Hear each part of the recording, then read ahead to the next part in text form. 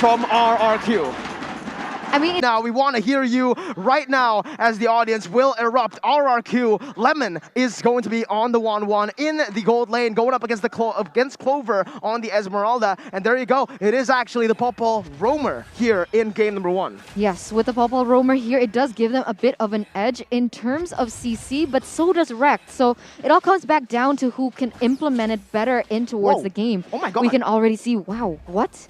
Yeah, Vin actually goes in and takes a little buff from the side of Evos Legend. Top side, Lemon, or going for a 1v1. He's winning it out. Clover getting outclassed in this gold lane already in level 1. But on the other side of the map, it's going to be R7 actually jumping in with the Jikundo onto Rekt. Not much follow-up right now. Albert goes in for some damage onto Anti-Mage as he takes the little Wanderer as well. Anti-Mage forced to flicker away. And in the first minute, it has all been RRQ, taking away the enemy jungle as well with the Retribution. Wow, this is a very tough game here for Evos Legends. The aggression coming in from all 3 lanes is so evident. R7 being able to pressure Anti-Mage. We can also see Lemon so pressuring Clover, and it's hard. You know, as an Esmeralda, you're kind of susceptible to anyone with long range, especially in the early game. It's very difficult to close the gap, especially before level 4, and that's exactly what's happening. Yeah, I mean, in theory, it is melee against range, so of course, Lemon on that one will have the edge, dealing damage, dealing skills, and we'll have to see here what will Evos Legends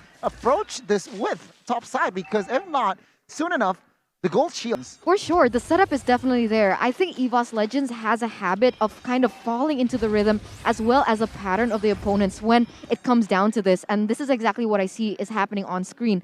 We don't see much of preemptive movements coming in from Evos Legends, and RRQ Hoshi already control objective. Yeah, it's actually really weird because Anti-Mage is going to be the one winning out on that bottom side. Fanny now still onto the purple buff. Evos Legends starting this turtle up. Vin now going in, but it's going to be the real world inflation, knocking Vin down, and that's going to be first blood picked up by Evos Legends. They're still looking for more right now. The top of the base is going to be able to get used, but it's going to be first thing, picking up the turtle. Albert now jumping on 3 members, goes in for the cutthroat. Luminaire able to juke him away as Rekt is still there. Albert makes a mistake on the steel cables. It is Evos Legends with the early advantage. Albert though goes in with the help of R7's Way the Dragon, will be picking up a 1-for-1 as they still have the gold lead, but remember, the neutral objective was controlled by Evos.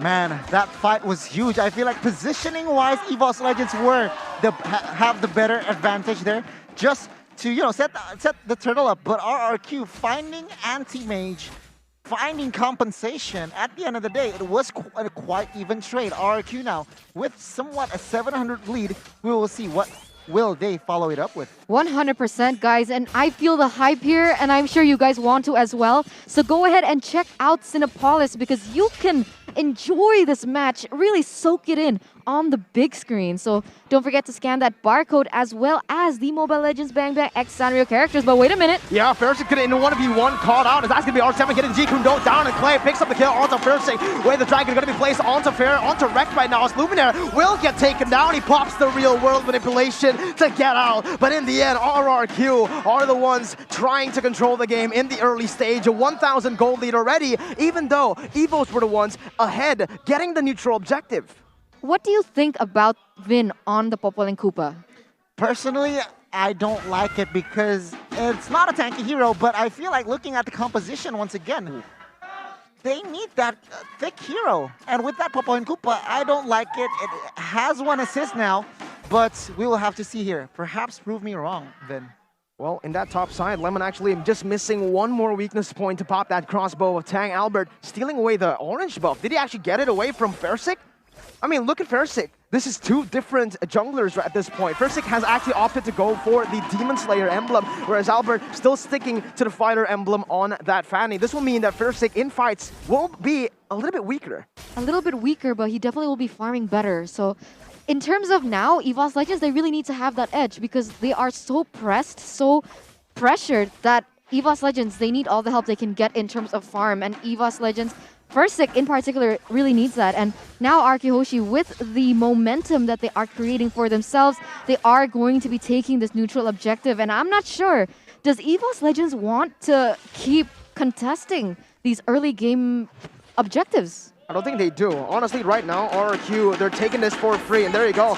It's going to be turtle number 2 taken away by the side of RRQ. On the bottom side, Anti-Mage gets picked off out of nowhere. Albert trying to go in on towards Rek, but a bouncing ball will save him for now. Bottom Cooper going to be used, and that's going to be instantly Albert with the follow-up. The cables are everywhere. Rek tries to go in for the Tyrant's Rage. Will be able to get it down, and Rek actually gets out. It is a good trade from the side of Evos Legends as Lemon was taken down in that top side. Yeah, luckily there was the real-world manipulation, being able to not do the damage yet because it is still very early on in the game, but being able to kind of inhibit the movements coming in from RRQ Hoshi, denying that pickoff, and even buying some time for the side of Evos Legends to take that objective in that top side. It is an even early game here.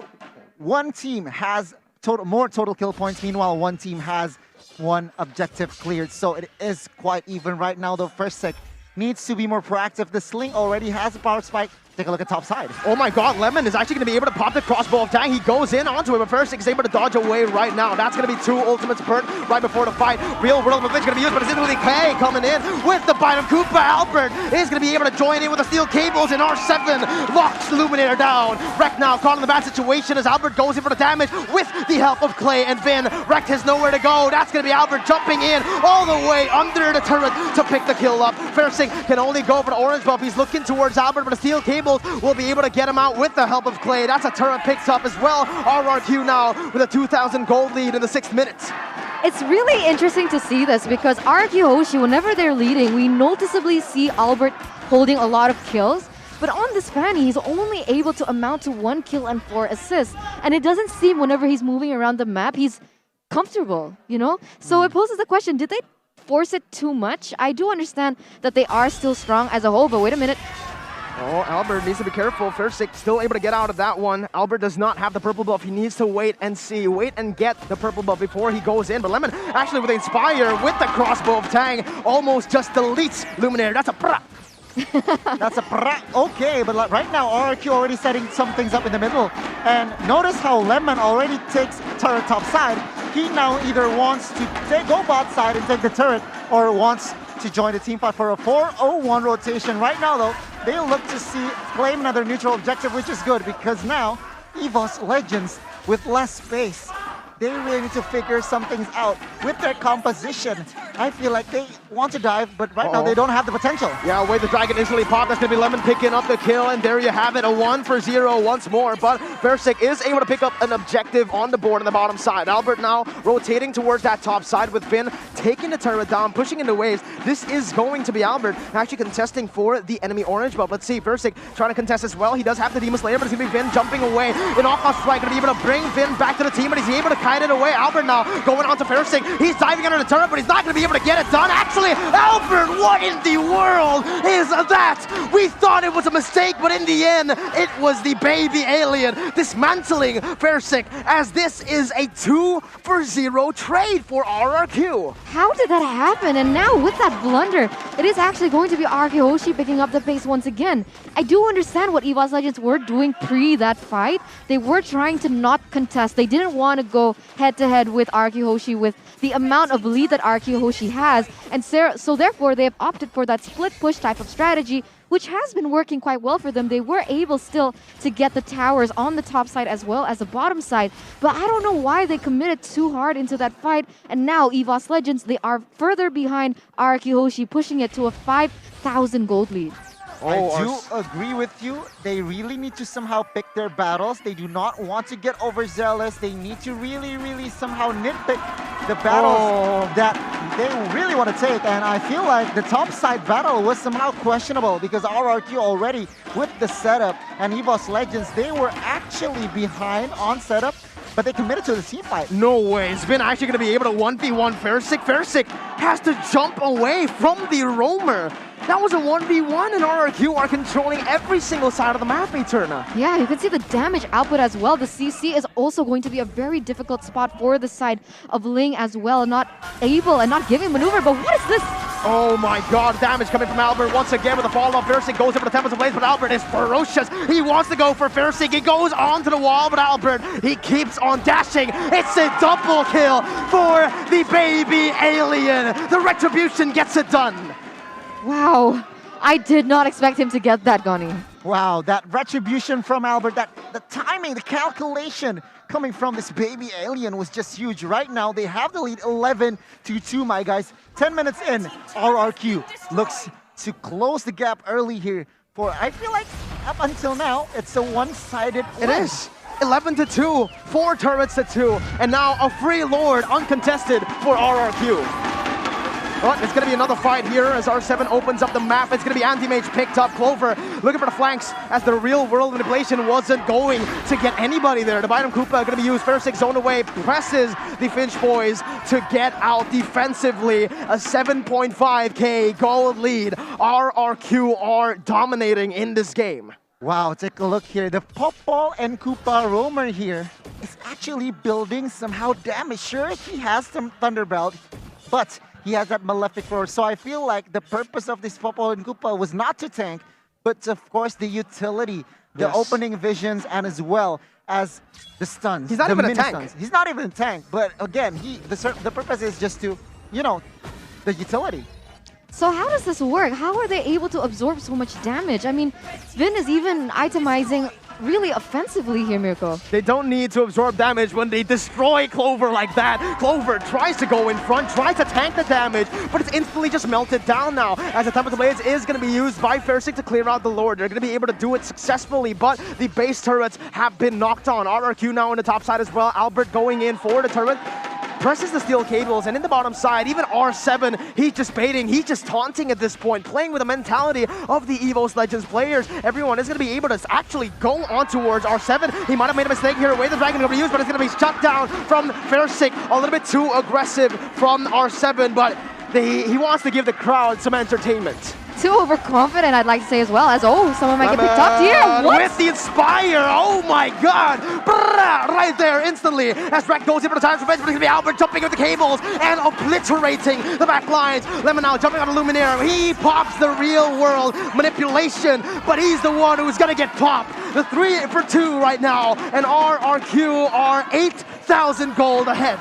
8,000 gold ahead, but they're still actually able to pick up 2 members from the side of RRQ Hoshi. I mean, in this case, Evos Legends, if they go down, they don't want to go down without a fight here. Oh my god, but still somehow, Evos Legends still holding on. Let's take a look at the players' gold here. 3 members from the side of RRQ is leading on gold. Albert, Lemon, as well as Clay, the 3 damage dealers, main damage dealers from the side of RRQ. Evos Legends needs to be aware of that. And again, picking their battles because they are still 8,000 behind. My god, Albert once again stealing that buff away from Fair6. Fair6 didn't even try to attempt that one. Yeah. We didn't even see him press that retribution button. At this stage, Evos Legends, they seem a bit disheartened. Yeah, man, I mean, come on, look at the crowd. Just listen to the crowd for a bit. It's all been RRQ. Evos have relatively been quiet here because of the performance of the teams. RRQ have simply been 2 steps ahead of every move that Evos Legends have tried to make, and now it's the Enhanced Lord. 9.2k gold in the El Clasico, as that might just be another free Lord. I do feel with the pickoff strategy coming in from RRQ Hoshi, Evos Legends are separating a bit too much, right? So the idea is that RRQ Hoshi they're able to pick off 1 members at a time, especially with the damage output coming in from Lemon as well. And now they are just zoning Evos Legends away from this, trying to bait them out, trying to pick up another person, waiting for Evos Legends to make a mistake. Evos Legends, again, they're trying to open up the map. Clover is in the flanks. He's looking for something, but instantly the trap will be there. Albert, actually, he's not onto the Lord. It's still going to be picked up. What in the world is this rotation? How do they make that work? Albert, he went for the play, and Lemon now, he's going to go in for the weakness point. He has the Inspire.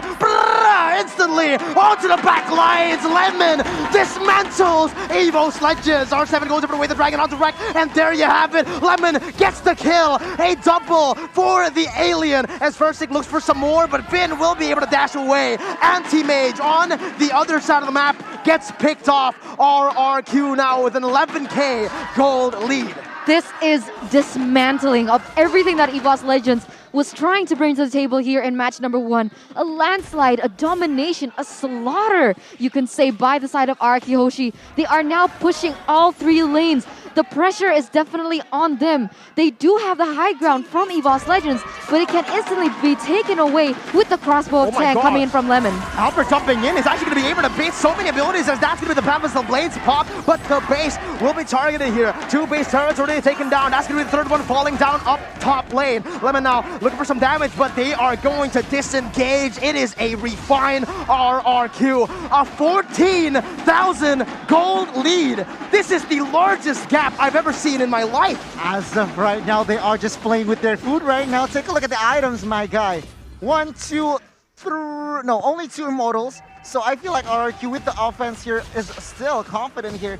But Vin still going for that Scarlet Phantom. So this Vin is, I feel like, committed to a damage. Popo and Koopa. Meanwhile, Clay, take a look. Already 6 items with that slow effect and as well as burning effect on that glowing wand. Man, this is definitely the calm before the storm here. Something is going to be brewing. They are looking for an engage here. And this just might be it. This might be it for Evos Legends. Yeah, Clover jumps in with a falling star moon. R7 trying to open up the map as Rek is in that bush. Very good read from the side of R7, but they don't want to really push in the waves. What they want to do right now is just wait and see. Perhaps I might be wrong though, as Lemon is pushing in that mid lane. They might just want to go for the end right here and now. I thought they might just want to wait 50 seconds for that Evolved Lord. Maybe just wait it out for 18 until 18 minutes to pick up the Evolved Lord, but at this point, it's still RRQ pushing in every single wave. Mid lane first, R7 opening up the map, and there you have it. Real-time win probability favoring RRQ, 68% to 32. Yeah, but they haven't pressed the bottom lane, so I don't know. I feel like Versick, if he wants to go a bit crazy, he can exploit this. I don't see too much of CC coming in from RRQ Hoshi to prevent this lane from going out and about, because I don't feel like there's particular mobile hero from RRQ Hoshi that can prevent this from happening. So if they want, they could try that. I mean, as of right now, they don't really have much to lose. Yeah, I mean, if we take a look here, Evos Legends Rex is really uncomfortable on that Kufra here, still sitting at a 0-5-1. And if we just talk about Lemon, I mean, his itemization is also very, very good. He built Sea Halberd for Kufra and as well as Esmeralda and as well as Anti-Mage. So Even Lemon, the Eve at this point, right? even the Eve at this one. Right now, this Lord will be, I feel like, uncontested. Yeah, RRQ gets another. That's going to be the 3rd Lord in a row. Anti-Mage now jumping in onto Lemon, but it's going to be him popping every single weakness point. He is going to be able to jump all the way to the backside, gets the kill, and even with everyone targeting him, Lemon still survives. What in the world is going on? RRQ just dismantles Evos once more. That's a 3 for 0. They're trying to make it a 4. Clover gets brought back to the team. He goes in with a falling star, one of the winner's truncheon, but the damage will be enough to take him down. A 4 for 0. Only the Miracle Boy left to defend the Wonder Kid. What can he do? The Enhanced Lord, 5-man strong. He can only run away. But the way the Dragon is going to be used, and that's a wipeout before they finish it off. 1-0, RRQ. RRQ. I don't really know what to say. This is, when I keep saying things are scary,